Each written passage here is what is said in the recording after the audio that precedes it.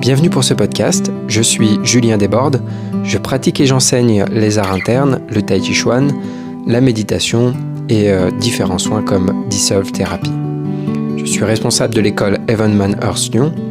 Pour être au courant des différents événements que je propose, les cours, les stages et aussi avoir les liens pour me suivre sur les réseaux sociaux, vous pouvez vous rendre sur juliendesbordes.com ou hmelyon.com. Bonne écoute! Bonjour à tous. Aujourd'hui, allez, on va reparler il faut suivre les instructions une fois de plus. C'est vraiment le sujet dont je parle le plus souvent. Et en fait, là, je viens de revoir une vidéo que j'avais déjà vue de Ramzi, qui est un élève de Sifu, d'Adam Missner, et qui parle d'une expérience vraiment concrètement qui est exactement la même que je vis, ou que j'ai vécu et que je vis assez régulièrement. Et du coup, je vais vous parler un petit peu de cette expérience qui est rigolote, mais qui est vraiment intéressante. Donc, en gros, dans cette vidéo, il répond à une question qu'on lui pose, qui est comment progresser au mieux ou le plus rapidement en tai chi, ou quelque chose comme ça. Et sa réponse est simple, en gros, il dit il faut écouter. Et il parle du fait, en tant qu'élève, qu'il est nécessaire d'écouter les instructions, bien sûr, et de faire en sorte de les appliquer. Ça paraît bête dit comme ça, mais force est de constater que c'est pas si évident et si simple. Et quand il décrit une expérience qui est exactement celle que j'ai vécue encore et encore, je me dis que ça vaut la peine d'en parler et de se poser la question en tant qu'élève, si on veut vraiment progresser, de voir est-ce que c'est vraiment l'attitude qu'on a et est-ce qu'on peut encore progresser vis-à-vis de ça. L'expérience qu'il raconte, c'est en gros qu'il est dans une classe et qu'il dit ok, donc dans cette position, on va mettre les coudes à un point de distance du torse, les poignets à un point de distance du torse, etc. Il dit quand on donne une instruction, on peut s'attendre à ce que tout le monde, du coup, dans la salle, vérifie pour voir si, on a bien mis en place les choses telles que les instructions nous le demandent. Et en fait, il voit que zéro personne ne check. Et donc, il est obligé de dire, de nommer les personnes pour leur dire de faire telle et telle chose. Donc il y a deux choses, il y a les instructions qu'on donne qui sont de base en fait, c'est-à-dire que pour tel exercice, je vais donner telle et telle et telle instruction. Et puis j'observe, on observe les personnes pratiquer et en observant, on se rend compte que y a des choses qui sont pas en place ou qui pourraient être mieux, etc. Du coup, de cette observation, on donne une instruction, on redonne une instruction. C'est là où on devrait s'attendre à ce que tout le monde vérifie, puisque si je donne cette instruction-là, c'est parce que j'ai constaté qu'il y en avait besoin. Mais du coup, si je vois personne qui vérifie ça, à quoi bon ? Et j'ai un exemple très concret qui m'est arrivé, enfin j'en ai plusieurs même. Le premier, donc ça date de vraiment longtemps, mais c'est la première fois que j'ai vraiment réalisé ce phénomène, c'est-à-dire que on faisait la forme de tai chi et il y a une personne dans le groupe, je sais pas, c'était un groupe de 6-7 personnes, c'était pas un énorme groupe. Et donc il y a une personne dans le groupe qui avait son pied qui était jamais à la bonne position, c'est-à-dire qu'elle ramenait pas son pied quand il le fallait, etc. Donc son pied n'était jamais bien positionné dans la forme. Donc on fait la forme, et puis moi je la vois, j'étais derrière elle. Et donc je dis pour tout le monde, vérifiez que votre pied est bien placé. Et là, j'ai littéralement vu quasiment tout le monde vérifier son pied, sauf cette personne-là. Et c'est pas la seule fois que ça m'est arrivé, c'est-à-dire que la personne qui me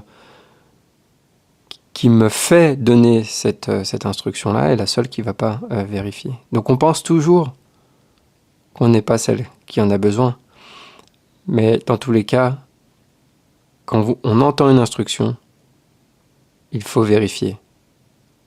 Même si on pense que ça ne nous concerne pas. Dans tous les cas, qu'est-ce qu'on perd ? Une vérification, c'est pas grave. Et vérifier avec sincérité. Et donc là, il parle aussi de ça dans cette vidéo, et j'ai fait exactement le même constat. Pourquoi il y a des personnes qui progressent vite? Pourquoi il y a des personnes en 1 an qui mettent en place beaucoup de choses, et des personnes qui, au bout de plusieurs années, n'ont pas progressé, ou pas, je dirais pas progressé, mais beaucoup moins. Et la raison principale que j'ai constatée, donc comme lui, c'est ça. C'est cette capacité à vérifier, à mettre son attention à tel et tel endroit. C'est-à-dire que il y a des personnes, je vais les voir, je leur dis, sois attentif à ça, travaille là-dessus, et elles vont le faire immédiatement, et elles vont progresser. Il y a des personnes, je vais leur dire, fais attention à ça, elles vont pas le faire, et je vais pouvoir peut-être parfois répéter ça, peut-être chaque semaine pendant des années, parce que tant qu'on ne prend pas l'instruction à cœur, qu'on se dévoue pas pour ça, on n'est pas une dévotion pour ça, par exemple, je sais pas, aligner son genou, et qu'on n'est pas dévoué à ça, eh ben l'erreur va persister. Il m'est arrivé d'être dans un cours, peut-être certains élèves se rappelleront cet événement. J'étais dans un cours et donc je parle exactement de ça. Donc je dis à mes élèves, et je viens de voir une vidéo de Ramzi, qui est un élève de Sifu, et il parle de ça, et il parle des personnes qui, quand on donne une instruction, ne vérifient pas, etc. Donc, je leur dis que c'est important de vérifier, et donc que moi, je fais le même constat, et donc qu'il faudrait vérifier. Et ensuite, un peu plus tard, on fait la forme, et pendant la forme, je fais une pause un moment, et là, je dis, on est censé avoir le coude à 1 point de distance. Je pense que je devais parler de ça. 1 point de distance du torse. Et je vois latéralement un peu les élèves, et je vois que personne ne vérifie. Et là, je dis, et là, donc, bien sûr, évidemment, tout le monde est en train de vérifier. Et je regarde latéralement, et je vois personne qui vérifie. Je me dis, mais c'est quand même super bizarre. Et à la fin, j'avais un élève qui était venu exceptionnellement pour ce cours, et avec qui j'ai discuté après, et qui me dit, et j'étais derrière, et j'ai vu que sur toutes les personnes qui étaient là, il y a une seule personne qui a vérifié. Et lui aussi était un peu estomaqué de voir ça, quoi.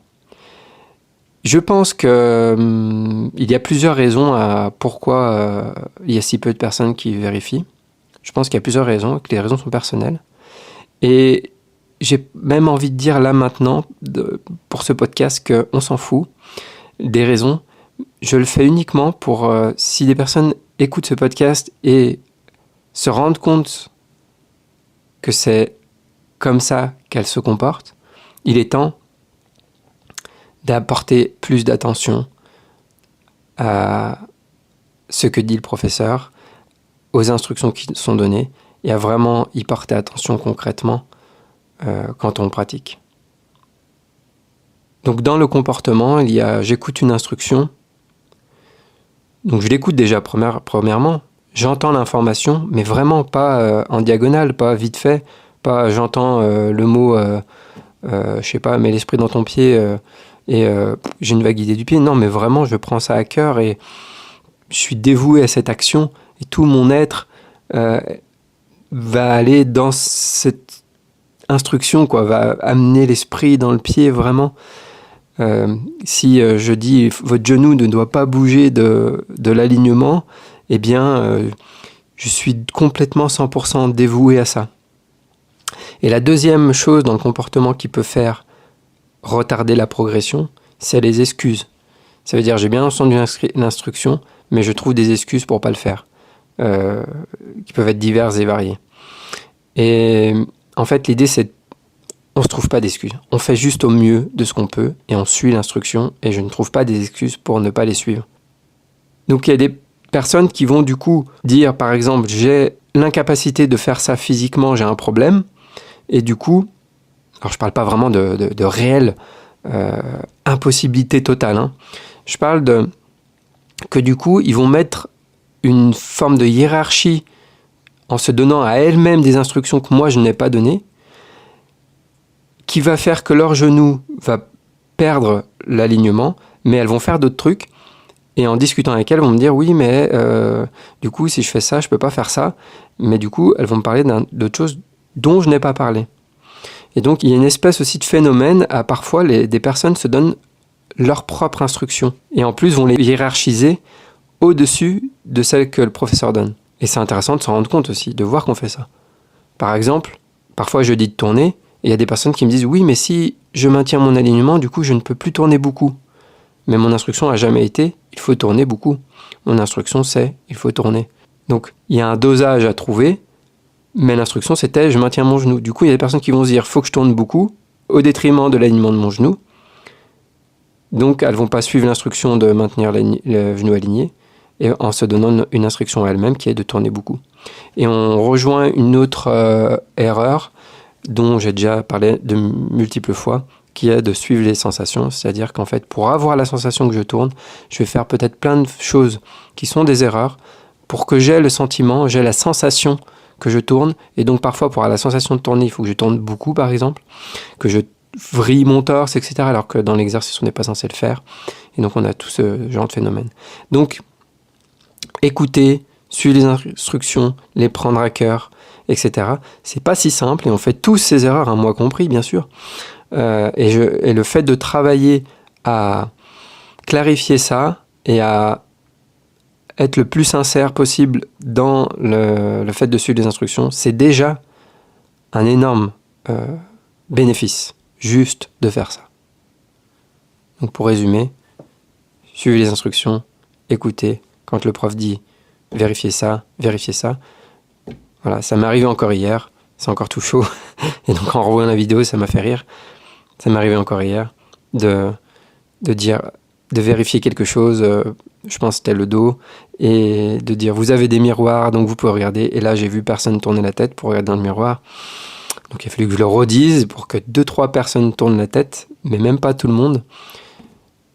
Et parfois, ça m'interroge. Mais peu importe. En fait, après aussi, chacun avance comme il peut par rapport à ses possibilités d'attention, etc. Mais je pense que le fait de le savoir et de s'en rendre compte, le fait de se rendre compte de nos propres comportements comme ça, eh bien, ça peut aider à progresser mieux et plus rapidement, finalement. Mais c'est la chose la plus dure d'être sincère. Sincère avec soi-même, surtout dans ses pratiques. Mais ça vaut le coup. Bonne pratique à vous et à bientôt.